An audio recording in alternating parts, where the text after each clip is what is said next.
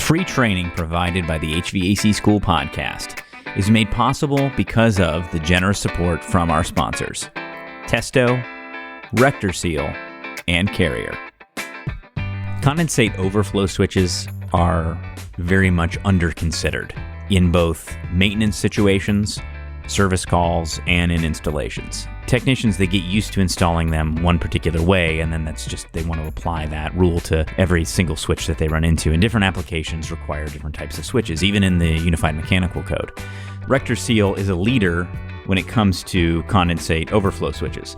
They have the Safe T switch, they have the Easy Trap, and they also have the AquaGuard lines, all under Rector Seal. And they all make different products that serve different purposes. They have products that have the trap already installed that you can clear out and you can see the entire trap. Even with the safety switch, the SS1, which is a switch that we've used for years, they came out with a clear bodied version so you can actually see what's in the switch, which is pretty cool. We use a lot of the SS2s, a lot of the SS3 pan switches. They just have a really wide, broad line. And when you look at AquaGuard has some really neat, innovative products. They have one float switch that you can actually unthread the cap from the bottom in order to get the water out and check the float, which is a nice design. So there's a lot of different products that you can get through Rector Seal in the condensate switch category. But the one thing that I want you to think about is next time you open up one, so say you open up a safety switch, the SS1, read the manual, because you'll find some things that you maybe didn't know. Like, for example, that the float is adjustable. You can actually adjust the height of the float to suit the application. And that alone makes a big difference in application to application, situation to situation. And so whether you're mounting it horizontal, whether you're mounting it vertical, whether you're mounting it in the primary drain or the secondary drain, whether you have pitch on it or not, these are all things that are going to help you decide which one of these products you choose. So check out the full line of products at Rector Seal. You can go to rectorseal.com to find out more. That is the Easy Trap, Safety Switch, and AquaGuard. Meet Zoomlock, the 10-second flame-free refrigerant fitting from Parker. Reduce labor costs by 60% with no brazing, no flame, and no fire spotter. Discover how Zoomlock can help you be more efficient and productive. Visit Zoomlock.com for more information.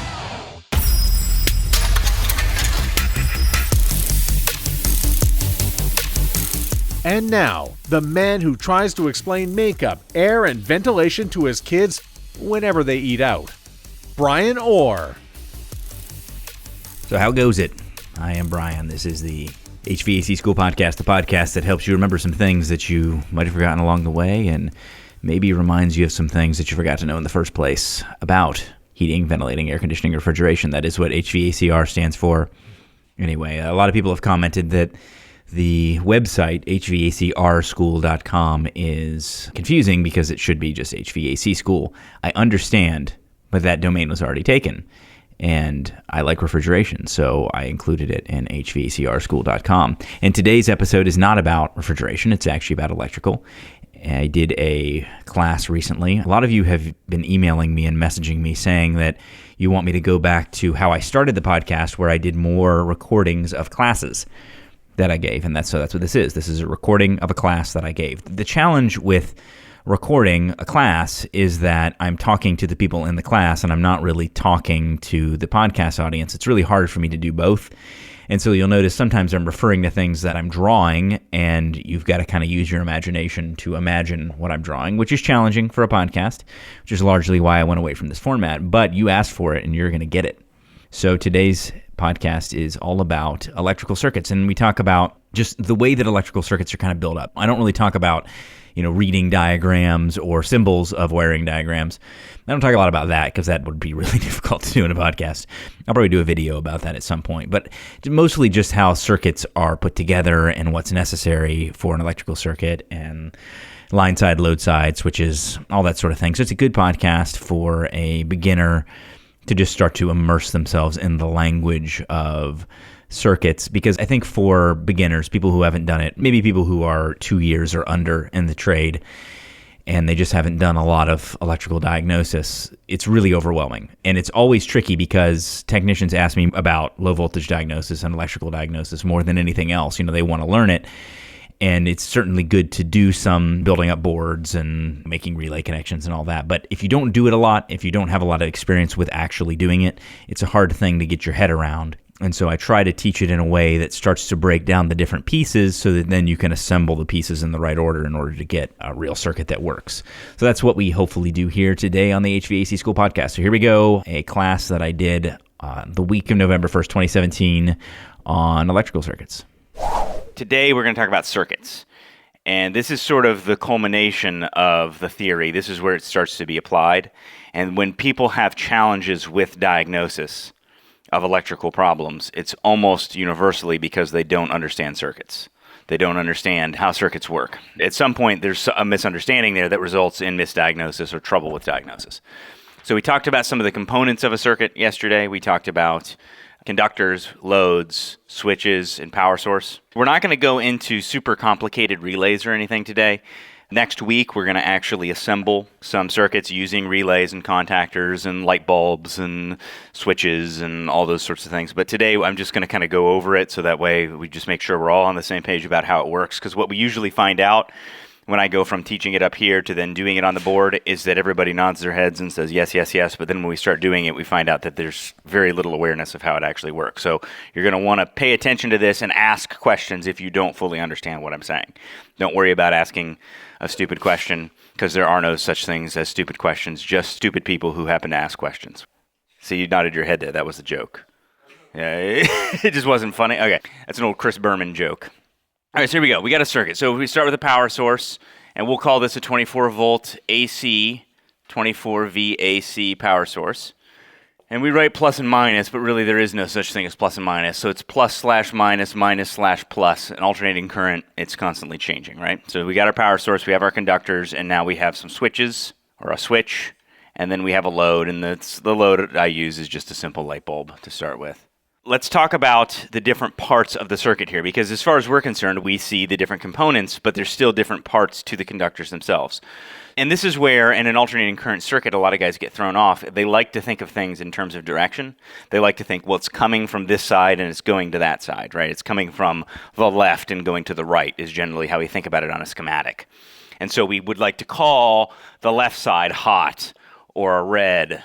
We like to call the left side common or ground, right? That's how we like to think of it because it's a neat way of thinking of it. But the truth is that isn't necessarily how it really works with the transformer because like we mentioned yesterday in the class, a lot of transformers aren't grounded. Now, if you take this side of the transformer over here and you ground it, you dedicate it to ground, you connect it to ground, well, now it becomes electrically the same as ground. But you're designating that. It's not like that transformer beforehand knows which side is ground and which side is hot because it doesn't. It just has 24 volts differential potential between those two leads coming out of the transformer on the secondary. We could just as easily ground this side if we wanted. And now this would become electrically opposite of ground. Now, if we ground both, then we have a direct short circuit and the fuse blows. If we ground both sides, this symbol means ground, by the way. I use proper symbols so that way you get used to seeing the proper symbols when you're looking at a diagram. But do you know why, if I ground both of these sides of the secondary of the transformer, why the fuse will blow? Okay, so Jake says we're putting the electricity right back into ground, and Malky says there's a short. Malky's correct, there is a short. I'm going to dig into what that means. I want to address what Jake said because that's the common misconception. The common misconception is that you're putting electricity into the ground. And electricity does not want to go to ground. It has no interest in ground. They don't even like each other. They haven't been seeing each other for years. Electrons do not want to go to ground. Where they want to go is to the other side of that transformer. Now, by connecting both sides of the transformer to ground, it's going to use ground to get back to the other side of the transformer. When we say ground, in that case, we're not saying ground like the earth. This is the problem. We use ground to mean a lot of different things, but really what we're talking about is equipment ground. By that we mean the metal body of that piece of equipment. So if you take one side of this transformer and you connect it to the metal body of the equipment, and you take the other side of the transformer and you connect it to the metal body of the equipment, what are those electrons going to do? They're going to race through the metal body of the equipment and with very little resistance, and they're going to short out. And a short is nothing more than an undesigned path. It's a path that you don't want them to take, and they're going to take it. They're also going to take it at relatively high current because the resistance is low. When the resistance of a path is low, there's going to be high current. So that's why if you were to ground both sides of the secondary of the transformer, it's similar to taking the two leads of the transformer. It's similar to taking the two leads of the transformer, just touching them together. You're going to blow the fuse because you're creating a very low resistance, undesigned path that the electrons can move at great current, high current, because there's low resistance, and it's going to blow the fuse, trip the breaker, burn up the transformer, whatever the case may be. The weakest point is going to fail. The point of lowest ampacity, amp capacity.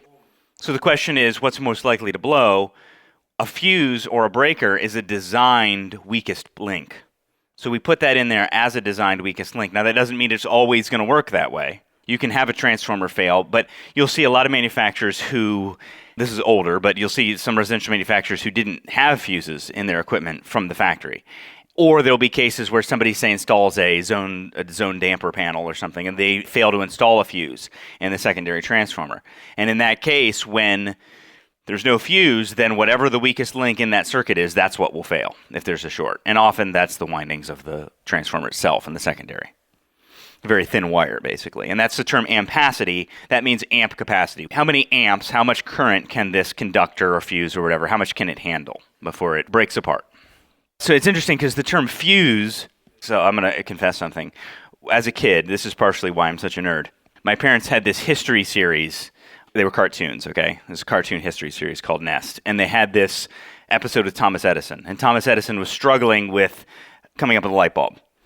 And so he has this partner, and this is something people don't know about Thomas Edison, is he had all kinds of helpers. Like Thomas Edison was really an experimenter, but he wasn't a super smart, I mean, he was a smart guy, don't get me wrong, but he wasn't a mathematician, he wasn't a scientist, he just experimented. But he had mathematicians and scientists with him.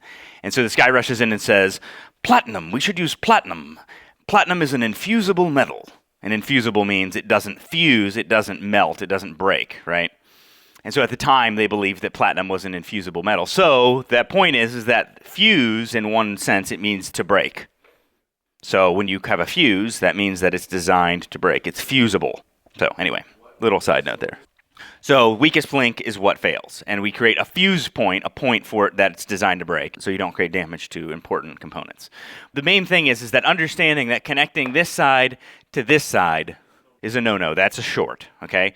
And if you connect to ground, if it shorts out to ground, just shorting to ground rarely will cause, because some people will say, well, okay, what happens when you have a thermostat wire in a chase and it rubs out to the copper?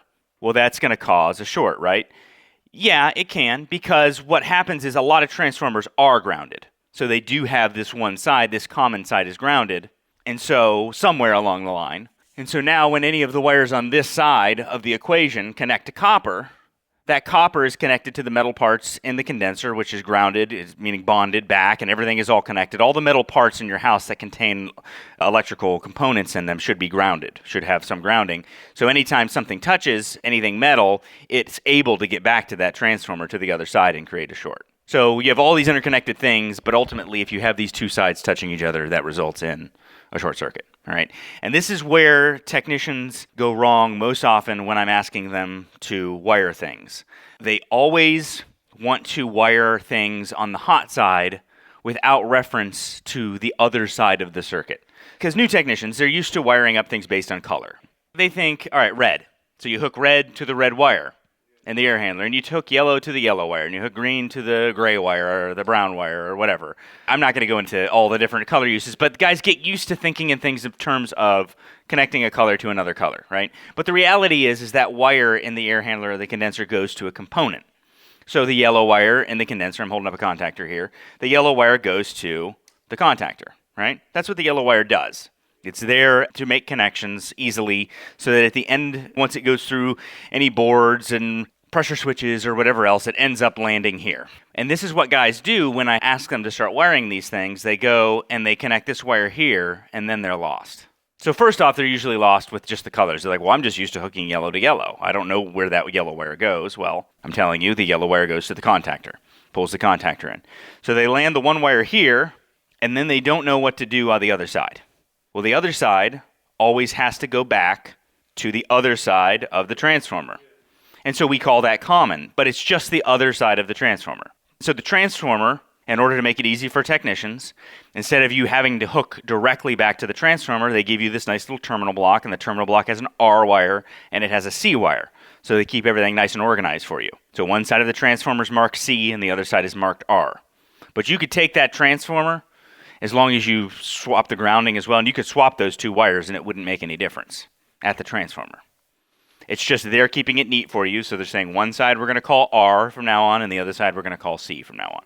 When you talk about the circuits, though, keeping everything neat and organized in your head is important because you have this wire here. And this is the wire that feeds into the switch that I'm showing. And this switch, it could be a light switch. It could be a pressure switch. This is what a pressure switch looks like. It looks like it has a little bell on it.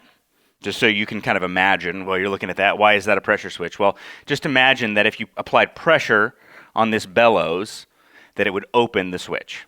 That is a open on rise. This is a normally closed open on rise pressure switch. Now, if I wanted to make it a open on fall, all I would do is go like this. So now, if the pressure falls, boop, it opens. If I want to make it a temperature switch, instead of putting a bellows on it, I draw this little squiggle at the bottom. I don't know what you call that. It's like a squared off squiggle. Now that is a normally closed, single pole, single throw, open on fall, temperature activated switch. Those are the two most common switch types that you're going to see. There are others, there are lots of others, but these are actually the two most common that you'll see in wiring diagrams and all that. And so now you just learned how to read a wiring diagram. There you go. Congratulations. And we'll go over all of this in later time. But I'm going to describe to you what these different parts of the circuit are called. The part of the circuit that goes from hot, and again, when we're dealing with an alternating current circuit, there really is no hot and common until we decide which one is hot and common. And we just make it up. We just say, this is hot, this is common, now we've decided, all right? But the side that we call hot is on the line side of switches. And what does line side mean? Line side means that there's nothing in between the switch and the power. So you have power and then going into the switch. That's the line side of the switch. And you'll see that on a contactor. If you look at the bottom of a contactor, most contactors, bottom or side or somewhere, it's going to say L1 and L2. This one doesn't have a lid on it, but generally they're going to say L1, L2 in a contactor. And that means that that's the side that the power goes in. There's nothing in between that and incoming power. Richard said that's where the high voltage is. Right. So that's where your high voltage comes into a contactor. But it doesn't matter if it's low voltage, high voltage, whatever. When you're dealing with switches, the side coming into the switch before the load is called the line side of the circuit. It's the line coming into it. It doesn't have to be line 1, it could be line 2, doesn't matter, but it's the line side, right? Now, the side coming out of the switch, in between the switch and the load, the thing that we're controlling, the thing we're powering, that's called the load side. And it's interesting because this is really electrical more than it is HVAC. Like HVAC books don't really teach this as much. But it's really a nice way to keep your mind around what you're looking at and where you're putting your meter leads and what you're wiring up. Because you always have to have these different parts. And so sometimes you can say, what did I do wrong here? All right, well, what's my line side? What's my load side? Where's my switch? Where's my load? So line side is easy. It's the line coming in, right? So this is all line side here. This little piece in between the switch and the load is the load side. Then you have the load. Then you have what we would call common or neutral side. Now, common is a tricky business because it can mean a lot of different things. Common is just one of those words in electrical general, the electrical industry, that we just mean all sorts of different stuff when we say common. So you got to be careful with the word common, but that is what it's called. So we can't get around it. That's what we call it. Sometimes common is grounded, so sometimes it's the same electrical potential as ground. If common is connected to ground, and I take a meter, put it on volts, and I read between somewhere on this common circuit and ground, so I put one probe to somewhere on this common circuit after the load, and I measure to ground, what am I going to read on a volt scale if it's connected to ground? We get a menagerie of different answers here. No, I'm going to have 0. If it's connected to ground, it's electrically the same as ground. If it's not connected to ground, well then you could read a lot of different things. But if it's connected to ground, it's electrically the same as ground. When two things are connected, they are electrically the same if there's no resistance. We're comparing ground to the common or neutral side of the circuit, so that's after the load. We have the line side of the circuit, which is feeding the switch. We have the load side of the circuit, which is after the switch, in between the switch and the load. And then we have after the load, which is what we call common or neutral. We call it common in low voltage circuits. Often we will call it neutral in 120 volt circuits. And then sometimes we'll even just call it L2. If it's 240 volt power, we would call it L2. And this is what I'm saying. It really depends on what it is. If you have two separate 120 volt circuits, now this is a 24 volt circuit. I mean, I already designated that, right? And so that's why we would call it common. But what I'm teaching you here is that after the load, that has a name. And it's either called L2 if it's high voltage power and you have more than one phase, so that would be like 240, two circuits that are 180 degrees out of phase.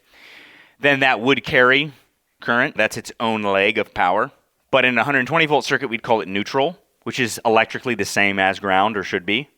And then on a low voltage circuit, we call it common, which in most cases is electrically the same as ground.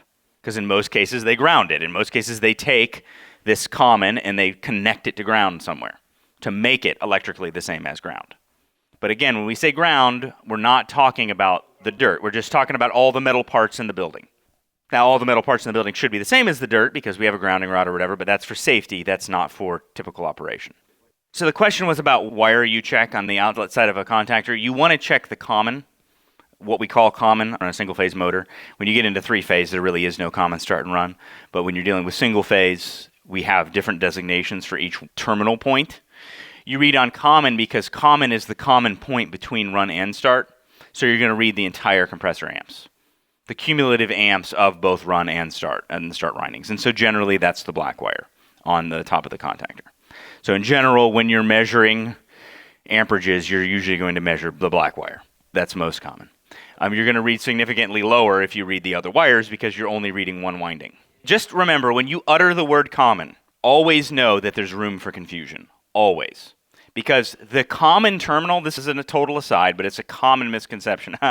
The common terminal, the C terminal on the capacitor, the wires that connect to the C terminal actually go to the run winding of the compressor. What we call the common side of the contactor that goes to the C terminal on the compressor are on the opposite side of the circuit from the C terminal on the capacitor. Because all common really means is a common point. It generally means a common point. It's like where things come together is generally a way of thinking of that. And so a common on a low voltage circuit means that we have all this stuff going on the line side, switches, and loads. All this stuff over here changes in each circuit. So you have all these different loads, you have all these different switches, you have all these different line side circuits. Well, mostly you have all these different load side circuits. There's a bunch of different ones of these. All kinds of different switches that control. So like let's give an example. Typical air conditioner, you have different loads. You have, in our market, whatever controls your heat strips, right? You have whatever controls your reversing valve in a heat pump, which is generally the orange wire that connects to the reversing valve. You have whatever controls your compressor contactor. That's yellow, generally speaking. You have whatever controls your blower relay. That's green, usually. You have all these different switches within the thermostat, and then all these different colors of load wires that control all these different loads. But they all come back together when they hit what we call common. They all come back to this singular point, which goes to the other side of that transformer. We think of it like it's the blue wire or the C terminal, but the truth is that the blue wire and the C terminal just go back to the other side of the transformer. And so this is why organizing your brain in this way, because you can have all these different, let's just keep going here. So you got a switch here, that's some kind of a switch, and you got another load here, and it comes back, and so now it's hitting common, right? And you got another switch here, and this is just a light switch, and it goes here and controls some other type of load, and it goes back to common. And so in this case, you've got line coming in, line coming in, line coming in. These are all switches. And then this is all load side. So this is load side, this is load side. Then you have your actual loads. Then you have your common side. And again, this is all made up. Like we just make up which side of the transformer this is, but in reality, we bring it all together to this common point. It closes the circuit, it completes the path. Because remember, the electrons want to make it from one side of the in the case of a low voltage 24 volt circuit, it wants to make it from one side of the transformer to the other side of the transformer. Every circuit has to start at one side of the transformer and make it back to the other side of the transformer. This is what technicians usually get wrong when they wire these up. They'll do this. When I give them a switch, they'll take a switch like a contactor, because a contactor is a switch, right? It goes in and out, and so it comes across here, and they'll take both sides of the contactor and they'll connect it to something, like a load, a light bulb, or whatever.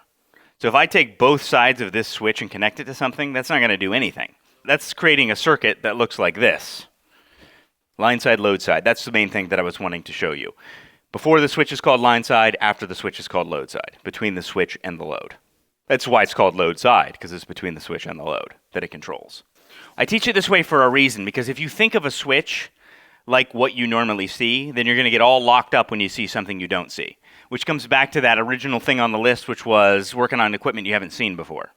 There's all kinds of different switches. There's all kinds of different loads. But once you understand the basic principles of switches, loads, line side, load side, common, you understand different types of switches, and then you understand sequence of operation for that system, because every system is going to publish its sequence of operation. This happens, and this happens, and this happens, right? Once you know those things, then you can always put the pieces together, because it's like building something out of Legos. Here's what you're saying to me right now when you say, where's the contactor in all this? I'm showing you how to put together Legos, and I've built you a horse, and I've built you a car, and I built you a house, and then you say, but where's the castle? Like, I don't understand what the castle is here. Contactor is just a type of switch. I'm not criticizing at all. This is very common to everyone.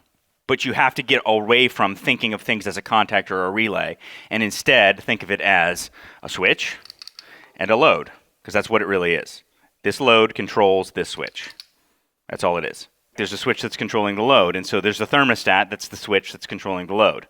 And so I have a load side coming out of a switch, which is a thermostat. That's the yellow wire. So the yellow wire is a load side conductor. A line side conductor is the red wire. Let's draw this. So we got a transformer. One side of the transformer we're going to call common. We just decided that it's common. And we're going to go ahead and ground it so that way there's no question. This is coming out of the transformer. Line side's over here. We're not going to worry about line side right now, but we're talking about the low voltage side. This is what we call the common side here, right? So we're going to keep this over here on the right so we know what's up with it. And now we have what comes out of the other side of the transformer. Hot, we call it hot. It's a red wire in almost every case, right? So we got a hot, it's R. So now this red circuit, everything before it hits the thermostat, that's the line side because it's before a switch. The thermostat is the switch. It's also a load, but it's primarily a switch. So we have this thermostat. We're going to draw it. And it's got an R terminal on it. And it's got a yellow terminal on it, and it's got a G terminal on it, and it's got a white terminal on it, and it's got a C terminal on it, and it's got an O terminal on it. Heat pump thermostat. We do a lot of heat pumps here. All right, so now we take this red wire and we connect it to the thermostat. Is this red wire between the transformer and the thermostat, is it line side or load side? It's line side. Why? Because it's got no switch in between.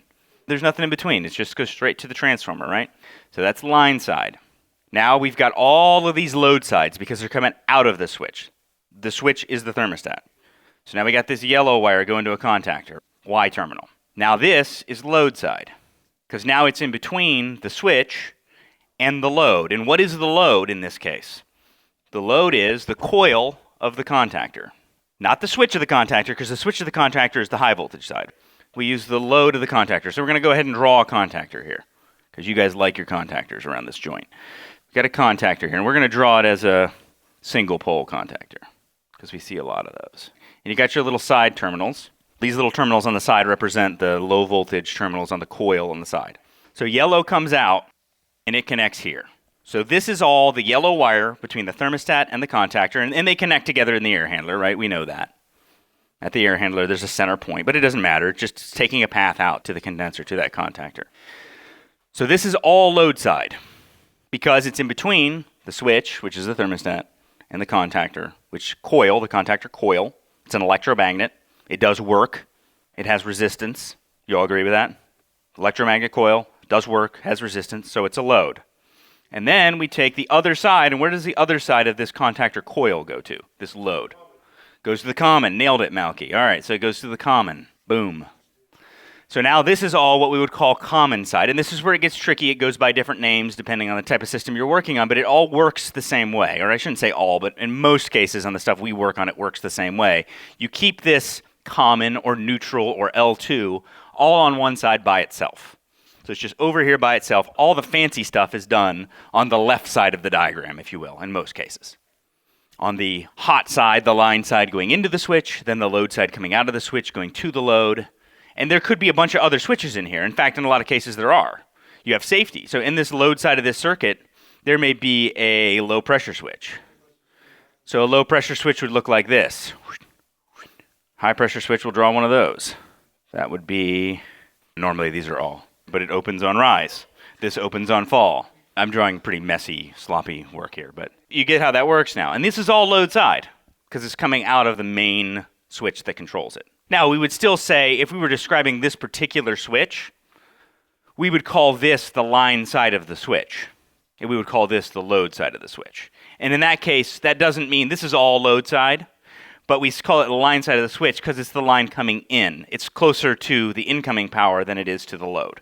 The part that's on the load side, meaning it's closer to what it's controlling, is called load, and the side coming into it's called line. And this is super useful language. Like if you're talking to electricians, you're talking to anyone, the ability to know the difference between line and load side is really, really useful to you. It's not necessarily what we would call line side, it's what we would call the line side of the switch, which means it's closer to the line. It's the power coming into it versus going out. Now again, is there really any power in or out? No, it's alternating current. It's not one directional. But because we're organizing everything in our brains, it's for us to keep track of things. We say, all right, this is the hot side, so it's closer to the hot side, therefore it's line. It's closer to the transformer, it's on the transformer side. And if it's closer to the load side, then it's what we call the load side of the switch. So the question was, everything that comes out of the thermostat is load. If you ask an electrician this, they're going to say, what are you talking about? Like, that's not how we talk about this at all. But this is how I train it, and this is a really effective way of thinking about it. Everything coming out of the thermostat is the load side because it's controlled by a switch. So everything coming out of the thermostat is controlled by the thermostat, so we call it the load side of the circuit because it's constant power. It's controlled by a switch. I know I'm going to get a lot of complaints on this particular way that I teach this, but it's super useful, trust me. The other side of the contactor is now common. It's all common. Because this is 24 volts, that's what we call this. I'm going to keep reiterating this. So we had a guy one time who wired the common side, the blue wire, out of the low voltage to the C terminal on a capacitor. Do you understand what I just said there? The C terminal on a capacitor, is it high voltage or low voltage? High voltage. The C terminal on the low voltage side, I just said it, is low voltage. But they're both called common, so he's like, oh, I just hook all the commons together. He wired the C terminal on a capacitor to the C terminal, the common on the low voltage. Low voltage is going to power the low voltage loads. And it's the opposite side of the low voltage loads is that low voltage common. And he connected that to the C terminal on a capacitor, which is totally unrelated. And it's high voltage, so it blew the entire low voltage circuit. And this is when guys just settle in and start thinking about colors and only words and not understanding what the colors and words mean. They'll mess things up. And common is one of those words where there's lots of things called common. Just because it's called common doesn't mean it's ground, doesn't mean it's high voltage or low voltage. It just means it's a common point where things come together. So you got to know what kind of common you're dealing with. Run goes to the capacitor side that says common. The C on a capacitor is the common point between the two capacitors in a dual capacitor. Dual capacitor has two capacitors within it, and that C terminal is the common point between the two. And that actually goes to the run side, not the common side of the compressor. This is one of the most common things that people mess up when it comes to wiring. I did an article on this, and experienced guys are like, how could you ever make that mistake? But it's understandable why you would make that mistake because of the words. The words confuse you. The terminology is confusing. So when you're dealing with the high voltage side of a contactor, I'm going to quick draw that so that way you understand it because we're getting a lot of questions about that. So you have the line side of the contactor. We'll draw this one as a two-pole contactor. So this is line side and this is load side. What does that mean? Line 1 and line 2 of high voltage power. We're going to take the contactor here. We're going to go from one side and we're going to go to common on the compressor. This is the load side because it's controlled by the switch. The switch is the contact points now. The contactor is a switch in the high voltage circuit. It's a load in the low voltage circuit. These here are a switch controlled by this low voltage load. So contactor, I just drew it, the right side here, to common on the compressor. But let's say we have a dual capacitor here. We have a HERM terminal, we have a C terminal, and we have a fan terminal. Here's where it gets confusing with the C's. Now, out of this side here, we connect one wire from this contactor to run, and on this I'm drawing L. You're not necessarily always going to see this L1 and L2, T1, T2. It doesn't really matter which direction you have it. It's just there for reference. But this is the load side, this is the line side. And so now coming out of this load side, we've got one side goes to run, one side goes to common out of the load side. And now we've got to feed this start winding, right? Well, this is where it gets confusing. So now we take this run side and we go to the C terminal on the capacitor. And you'll notice the C terminal on the capacitor is connected to the opposite side of the contactor than the C terminal on the compressor.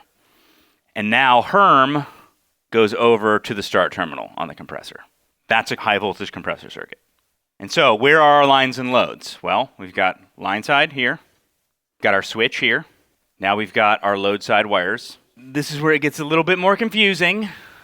So we would call this load side being controlled, but in this case, we're breaking both sides because this is a 240 volt circuit. So you have two legs of power in a 240 volt circuit.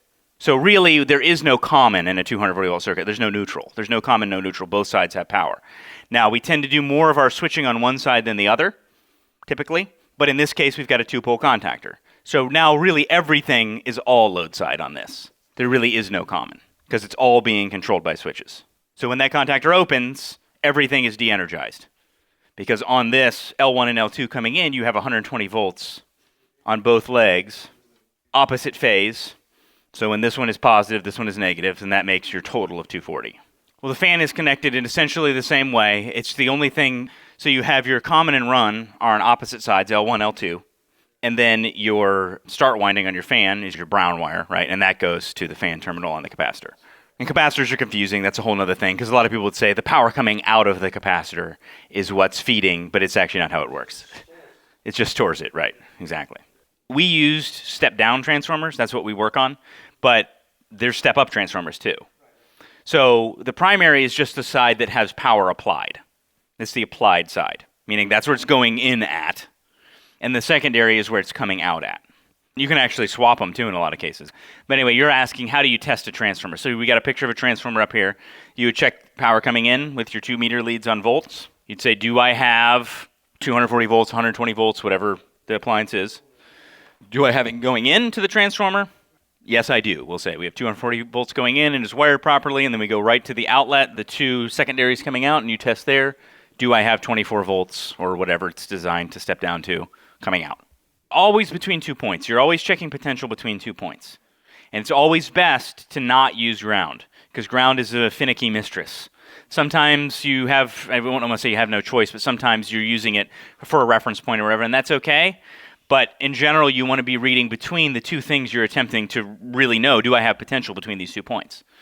I have potential coming into the transformer. Do I have potential, means voltage, coming out of the transformer at the designed voltage? In the same way that when you're measuring a contactor, if you want to measure potential coming in, 240 volts, okay? 240 volts, okay? That's where you would measure that. That's how you would measure that. A lot of guys do this. They go to ground. So they start going here to ground, here to ground, here to ground, here to ground. Well, that's not a good idea. That's going to create a lot of confusion for you. A step-up transformer steps voltage up instead of stepping it down. So why would you use it? An example would be, you'll see it in things like electronic air cleaners that are creating very high voltages. There's all sorts of different applications, but not mostly in our industry. It could go from 240 volts up to 2400 volts, any voltage that you want. You can step up or step down any voltage to any other voltage. And now, the current carrying capabilities of that secondary are still totally dictated by the primary. So you're limited in what work you can do in those cases. But generally speaking, we see step-down transformers. We see that all the time. We see step-down transformers at the road in every building, up on the pole or on the ground. That's a step-down transformer. So next week, we're going to start actually, because it's much easier for me to show you how to use the meter and walk through the circuit in a live circuit. And we'll talk about some of that, but then we will also actually wire up some circuit. Just so you're prepared, if you come in on next Tuesday, because we're not doing class again until next Tuesday, you come in next Tuesday, what are we going to be doing? We're going to be setting some things up on a board, and you're going to be wiring some basic circuits. So if you feel uncomfortable wiring basic circuits, then you're going to want to study up on that, because this is what guys always do. They start, they take power, and they go in, and they bring both lines into a switch, and then they don't know what to do. So understand, you go power, line side, switch, load side, load, common, or other side of the circuit. Cool? Very good. Thank you. Hey, thanks for listening to the HVAC School podcast. As always, you can find out more by going to hvacrschool.com or going to bluecollarroots.com. If you want to find out more about the other podcasts that we have a lot of other great podcasts on the network that you can listen to there. Now, I'm a huge fan of Testo. I've been a huge fan of Testo for years. I was a huge fan of Testo when the 550 first came out, and we used it, compared it to some competitive devices, and I just fell in love with that product, the Testo 550 manifold. And then from there, they came out with the Testo Smart Probes, and I really started getting more into airflow measurement. And one product that I'm really excited about is the Testo 420 airflow hood. The Testo 420 is really an industry-leading, fully functional airflow hood. And it does a great job in both commercial and residential applications. It has flow straighteners inside of it. It has a high-quality manometer that you can actually detach from the flow hood itself, the Testo 420, and use it separately, which is a great feature. You get a lot of bang for your buck with the Testo 420. Works with the Bluetooth app, so you can actually log a job when you're doing a test and balance on a job.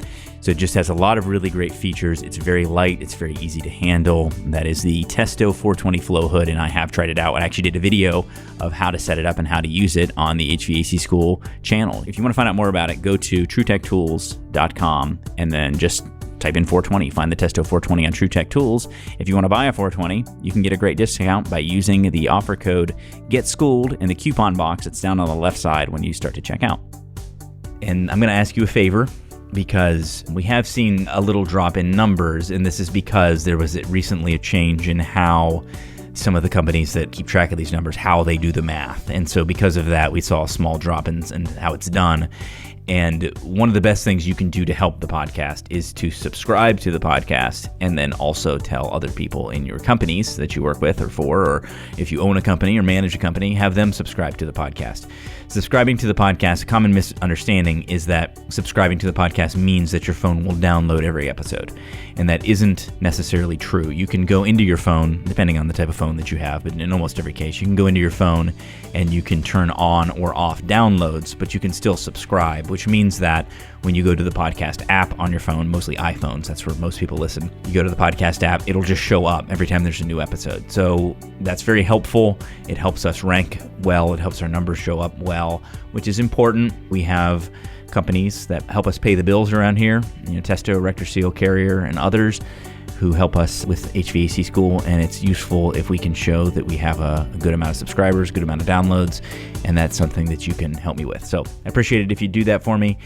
I don't know if I mentioned this before, but recently I broke my arm in 2 places, so I decided I shouldn't go to those places anymore. We'll talk to you next time on HVAC School. Thanks for listening to the HVAC School Podcast. You can find more great HVACR education material and subscribe to our short daily tech tips by going to hvacrschool.com. If you enjoy the podcast, would you mind hopping on iTunes or the podcast app and leave us a review? We would really appreciate it. See you next week on the HVAC School Podcast.